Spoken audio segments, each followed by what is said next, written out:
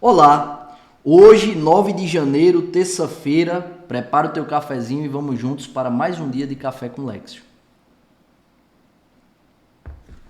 Em nome do Pai, do Filho e do Espírito Santo. Amém. Pai nosso que estais no céu, santificado seja o vosso nome. Venha a nós o vosso reino e seja feita a vossa vontade, assim na terra como no céu. O pão nosso de cada dia nos dai hoje. Perdoai-nos as nossas ofensas, assim como nós perdoamos a quem nos tem ofendido. E não nos deixeis cair em tentação, mas livrai-nos do mal. Amém. Ave Maria, cheia de graça, o Senhor é convosco. Bendita sois vós entre as mulheres, e bendito é o fruto do vosso ventre, Jesus. Santa Maria, Mãe de Deus, rogai por nós, pecadores, agora e na hora de nossa morte. Amém. Glória ao Pai, ao Filho e ao Espírito Santo, como era no princípio, agora e sempre. Amém. São José, rogai por nós. Continuamos unidos. Em nome do Pai, do Filho e do Espírito Santo. Amém. Primeira leitura de hoje, primeiro livro de Samuel, capítulo 1, versículo de 9 a 20. Naqueles dias, Ana levantou-se, depois de ter comido e bebido em Silo. Ora, o sacerdote Eli estava sentado em sua cadeira à porta do templo do Senhor. Ana, com o coração cheio de amargura, orou ao Senhor, derramando copiosas lágrimas, e fez a seguinte promessa, dizendo: Senhor Todo-Poderoso, se olhares para a aflição de tua serva e te lembrares de mim, se não te esqueceres da tua escrava e lhe deres um filho homem, eu o oferecerei a ti por todos os dias de sua vida, e não passará navalha sobre a sua cabeça. Como ela demorasse nas preces diante do Senhor, Eli observava o movimento de seus lábios. Ana, porém, apenas murmurava. Os seus lábios se moviam, mas não se podia ouvir palavra alguma. Eli julgou que ela estivesse embriagada. Por isso lhe disse: Até quando estarás bêbada? Vai curar essa bebedeira. Ana, porém, respondeu: Não é isso, meu senhor. Sou apenas uma mulher muito infeliz. Não bebi vinho, nem outra coisa que possa embebedar, mas desafoguei a minha alma na presença do Senhor. Não julgues a tua serva como uma mulher perdida, pois foi pelo excesso da minha dor e da minha aflição que falei até agora. Eli então lhe disse: Vai em paz, e que o Deus de Israel te conceda o que lhe pediste. Ela respondeu: Que tua serva encontre graça diante dos teus olhos. E a mulher foi embora, comeu, e o seu semblante não era mais o mesmo. Na manhã seguinte, ela e seu marido levantaram-se muito cedo, e depois de terem adorado o Senhor, voltaram para sua casa em Ramá. Elcana uniu-se a Ana, sua mulher, e o Senhor lembrou-se dela.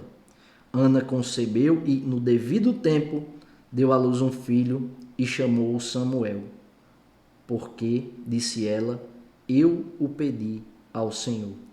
Palavra do Senhor, graças a Deus. A história da concepção de Samuel por meio da vida e da conduta de Ana nos ensina de modo muito profundo como é importante a oração verdadeira. Mais que isso, para Deus é fundamental a nossa oração, a gente revelar para Deus a verdade do nosso coração. Muitas vezes a gente se coloca diante de Deus com o coração amargurado, cheio de dor, mas a gente não sabe o que dizer. E sabe o que o Senhor está esperando de nós? Que a gente diga a verdade. Que a gente diga a verdade. Não é maldizer a Deus, não é falar coisas desrespeitosas para Deus, não. Assim como a gente não deve fazer com as pessoas, que dirá com Deus. Às vezes o nosso coração está cheio de dor e a gente quer descontar na outra pessoa. Não é certo fazer isso. O que quero chamar a atenção aqui é que a gente deve, quando colocar os nossos joelhos no chão, se colocar na presença do Senhor e orar, que a nossa oração seja verdadeira. Que a gente revele para Deus a verdade do nosso coração. O que a gente está sentindo, o que a gente está pensando. Porque é nesta verdade do nosso coração que o Senhor vai agir, que o Senhor vai atuar. se nos colocamos numa posição mentirosa diante de Deus, nós dificultamos o agir de Deus. Nós dificultamos que a graça de Deus complete a obra que Ele começou, a partir do momento que a gente se colocou em oração. É preciso que a gente seja verdadeiro, que a gente fale as nossas dores, que a gente revele as nossas fragilidades, as nossas fraquezas, aquilo que nós queremos, que a gente revele aquilo que nós queremos, aquilo que nós desejamos. Ana desejava um filho. E olha que bonito a conduta de Ana, que a gente meditava no dia de ontem, né? Que o servo de Deus não deve levantar a voz. Ela estava ali rezando baixinho.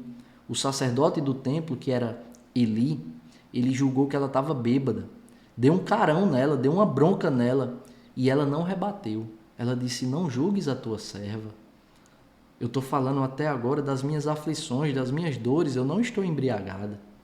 Perceba, não levantou a voz, não se enervou, respondeu com sobriedade. É isso que se espera de um servo de Deus. É isso que se espera de uma serva de Deus. Quando a gente começa a gritar com alguém ou com algo, quando a gente começa a ficar nervoso muito facilmente com as coisas, seja do nosso trabalho, da nossa vida pessoal, é porque a nossa vida está desordenada, a nossa vida interior está desordenada.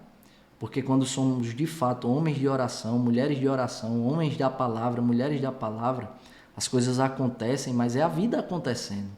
A gente não fica nervoso tão facilmente, né?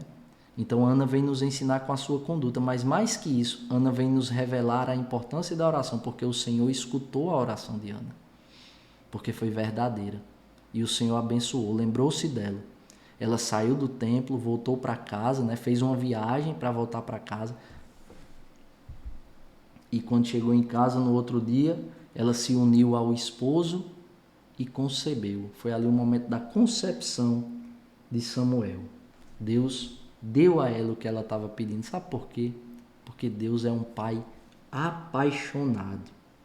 Quero que você agora, onde você estiver, fale para você mesmo. Feche os seus olhos, bata no seu peito assim e diga. Fala agora, para você mesmo ouvir. Eu tenho um pai apaixonado. Eu tenho um pai apaixonado. Eu tenho um pai apaixonado que quer me dar muitas graças. Agora é preciso joelho no chão, oração e fé, que se for para o bem da nossa alma, que se não for para o nosso mal, o Senhor, ao seu tempo, porque é Pai, nos concederá. Agora, se não for para o nosso bem, porque Ele é Pai e sabe o que é bom para nós, Ele não nos concederá. Agora, muitas vezes a gente não acredita na força que tem a nossa oração. A nossa oração tem muita força, a nossa oração move o céu e comove o coração de Deus. Não porque merecemos, mas porque Deus as escuta. E se for para o nosso bem, Ele nos concederá. Quantas realidades impossíveis não são transformadas pela força dos joelhos no chão, pela força do coração em Deus? A nossa trincheira é a capela, a nossa trincheira é o sacrário, a nossa trincheira é o oratório da nossa casa. Ah, Vitor, mas eu não tenho um oratório em casa. Pois faça. Você não precisa fazer uma reforma na casa, não precisa construir algo grandioso, não. Separe um lugar no seu quarto, separe um lugar na sala, onde você vai ali se sentar, ou se ajoelhar, ou estar de pé na presença do Senhor. E clamar ao Senhor com toda a verdade do teu coração, as tuas necessidades espirituais, as tuas necessidades materiais. Ali é o local da tua batalha. Ali é a tua trincheira. E saindo de casa, capela, sacrário. Lembrando que o trabalho difícil, quem faz é Deus. O nosso trabalho, assim como Ana, é vigiar o nosso comportamento para que tenhamos uma vida digna de honrar o nosso pai, a nossa mãe, e sermos homens e mulheres de oração. O evangelho de hoje, Marcos, capítulo 1, versículos 21 a 28. Evangelho de nosso Senhor Jesus Cristo, narrado segundo São Marcos. Glória a vós, Senhor. Estando com seus discípulos em Cafarnaum, Jesus, num dia de sábado, entrou na sinagoga e começou a ensinar. Todos ficavam admirados com o seu ensinamento, pois ensinava como quem tem autoridade, não como os mestres da lei. Estava então na sinagoga um homem possuído por um espírito mau. Ele gritou: Que queres de nós, Jesus Nazareno? Vieste para nos destruir? Eu sei quem tu és o Santo de Deus. Jesus o intimou: Cala-te e sai dele. Então o espírito mau sacudiu o homem com violência, deu um grande grito e saiu. E todos ficaram muito espantados e perguntavam uns aos outros: Que é isso? Um ensinamento novo dado com autoridade. Ele manda até nos espíritos maus e eles obedecem. E a fama de Jesus logo se espalhou por toda parte, em toda a região da Galileia. Palavra da salvação, glória a vós, Senhor. Aqui a palavra que resume o Evangelho é autoridade. Jesus nos ensina que quem vive o que prega, quem dá testemunho com a vida, com o exemplo daquilo que fala, tem autoridade para falar. E quem tem autoridade para falar, conquista os corações cativos. Porque todos nós temos um coração que carece de Deus, que tem sede de Deus. E os bons exemplos nos revelam, apontam para Deus. Quando você dá o bom exemplo, você está fazendo as pessoas olharem para Deus. Porque a tua bondade, a tua generosidade, a tua humildade, a tua alegria, o teu serviço, tudo isso são graças que Deus te dá gratuitamente. Você dá para aqueles que convivem com você. Todas as coisas boas que nós fazemos é graça de Deus. Portanto, em qualquer matéria, em qualquer assunto, quando a gente vive, quando a nossa vida traduz e revela de fato aquilo que nós falamos, aquilo que nós pregamos, nós conquistamos a autoridade. E cada um de nós carecemos de bons líderes, de bons exemplos, de boas referências, de pessoas que de fato iluminem a nossa vida. Como? Com a própria vida. E Deus quer que sejamos essas pessoas na vida de tantos que estão ao nosso redor. Portanto, talvez você seja um grande farol a iluminar a vida das pessoas, sem dizer uma palavra sequer. Porque é isso que o Senhor quer de nós. Se a gente viver, quando formos falar, falaremos com autoridade. No campo profissional é assim. Quando a gente domina um assunto, uma matéria, eu, por exemplo, que sou jurídico, na Marinha, quando eu domino uma matéria, um assunto, um jeito de fazer aquele trabalho, eu falo para os meus colegas com autoridade, eu trago segurança jurídica para que os gestores façam aquilo que tem que fazer, sem se preocupar em estarem fazendo algo contrário à lei. Por quê? Porque eu já os assessorei. Por quê? Porque domino aquela parte.